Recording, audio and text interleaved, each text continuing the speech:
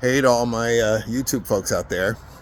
I have been thinking in 2024, how can I learn more about my site and become more of a YouTube content creator? And I've been like, I got to start putting videos, or I got to start putting posts or something up there and start doing this all the time. So I finally have my moment, because today I was helping a student, and she had a lot of complex formula writing, and she was getting errors throughout her formula writing. And when she looks at the formulas are all good, but it was still triggering some errors. We couldn't find it.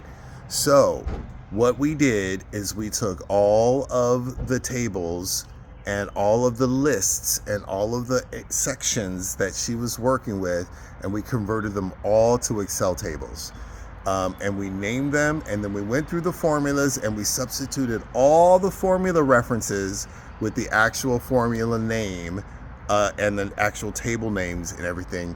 And like magic, every error throughout her whole sheet worked itself out. It's kind of like some kind of background confusion that the Excel brain was having, but once we started using Excel tables, it solved it. So I got fired up, and I'm like, okay, this is the kind of stuff that I want to go on and jump and put it on the YouTube channel. So hope this helps somebody.